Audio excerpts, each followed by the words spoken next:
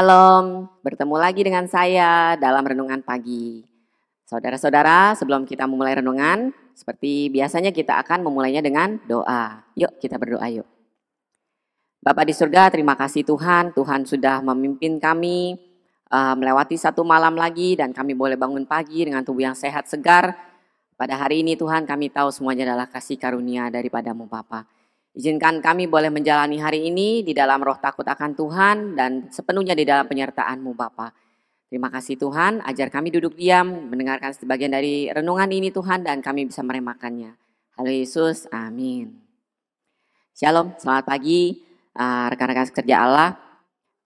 Hari ini saya akan membawa renungan yang saya beri judul bertepuk tangan. Yeay, oke. Bertepuk tangan itu artinya dua tangan yang bekerja bersama-sama ya. Saya mau mengangkat sedikit khotbah Bapak Gembala beberapa minggu yang lalu. Yang dia mengatakan bahwa kita itu kalau bertepuk tangan, saya mengambil saya ini ya kan ya. Saya akan bikin versi saya istilahnya.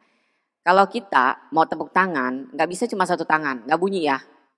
Gitu ya, nggak akan bunyi. Bertepuk tangan itu akan bunyi kalau kita pakai dua tangan. Saya beri contoh.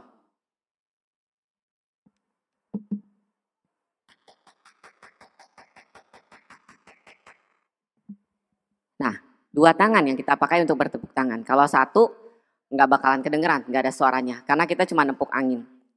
Nah, apa maksudnya dengan bertepuk tangan harus dua tangan? Saudara, kita itu tidak bisa, kalau saya bilang kita sendiri pribadi, artinya kita punya sebelah tangan ini. Dan bagaimana kita bisa bertepuk tangan kalau kita cuma sebelah tangan? Artinya kita butuh satu tangan lain untuk membantu kita bersama-sama clap together. Maksudnya nepuk bareng-bareng gitu kan ya. Dan timingnya juga harus pas gitu kan. Nah, tangan yang sebelah lagi, telapak tangan yang sebelah lagi adalah telapak tangan yang diberikan oleh Tuhan kita, yaitu Roh Kudus. Jadi ketika kita punya dua tangan ini, tangan kita dan tangan Roh Kudus, tangan kita dan tangan Roh Kudus. Jadinya ada dua tangan. Nah, kalau kita udah punya dua tangan, dua telapak tangan, maka kita mulai bisa membunyikan tepukan kita. Betul ya? Kalau kita nggak ada dua telapak tangan ini, maka tepukan kita itu tidak akan pernah bunyi dan tidak akan pernah jadi. Seperti itu. Begitu juga dengan kehidupan kita.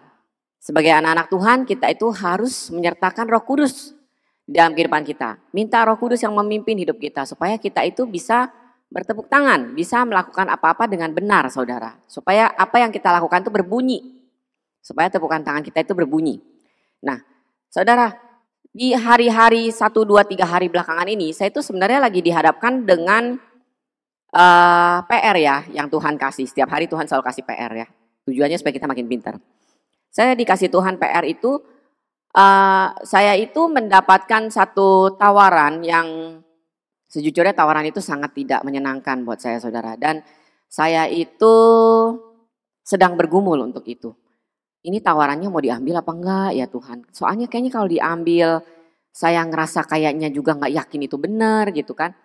Kalau saya nggak ngambil kesannya itu jalan gitu kan. Saya benar-benar bingung saudara, saya benar-benar bingung. Dan ini sebenarnya pergumulan kami berdua suami istri. Tapi saya sendiri menghadapi pergumulan yang mungkin entah saya buat lebih rumit atau memang pertimbangan saya yang terlalu macam-macam, saya nggak tahu.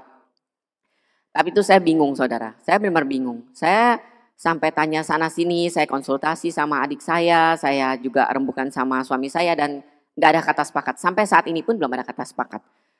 Tapi waktu saya, kan saya bilang ya 2-3 hari ini saya lagi ngadepin pergumulan. Semalam sebelum saya membawa renungan ini, tiba-tiba tuh saya kayak diingatkan Tuhan bahwa waktu saya baca firman Tuhan di dalam Amsal, di dalam Amsal 3 ayat 5. Ayat ini sering banget saya baca dan ayat ini juga jadi salah satu panutan pegangan buat saya. Tapi entah kenapa waktu semalam saya baca itu saya benar kayak ditohok ya. Saya benar kayak, wih gitu kan. Nah dikatakan begini, percayalah kepada Tuhan dengan segenap hatimu. Dan jangan bersandar kepada pengertianmu sendiri. Saudara, waktu saya baca ini ya, saya benar kayak, oke Tuhan.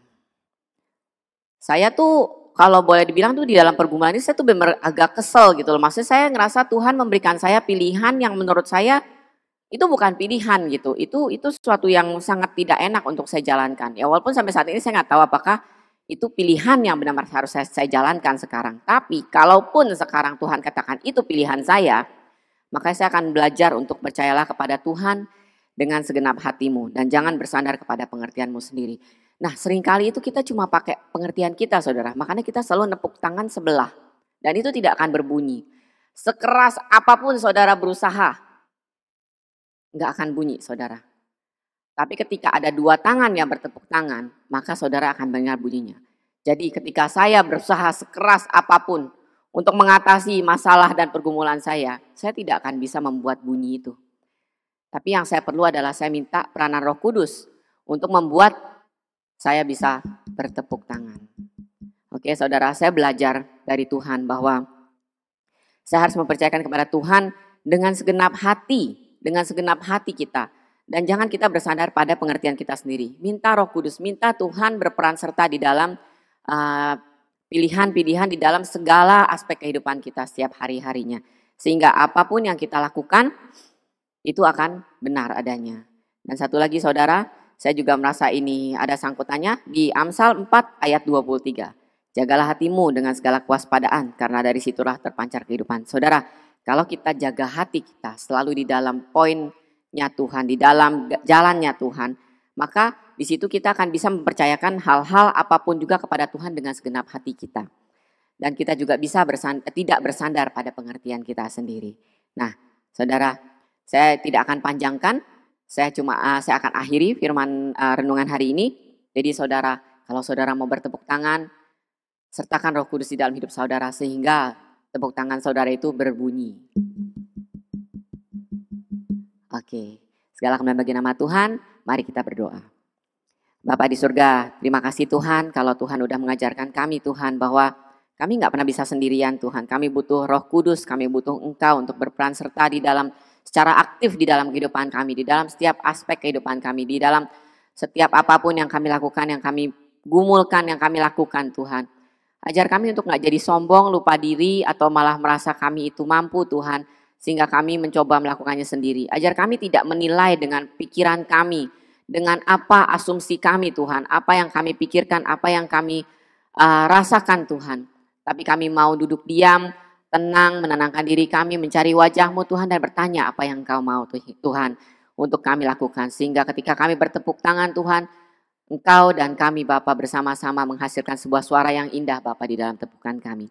Terima kasih Tuhan, segala kami bagi namamu Tuhan, hal Yesus, amin. Shalom, Tuhan Yesus memberkati.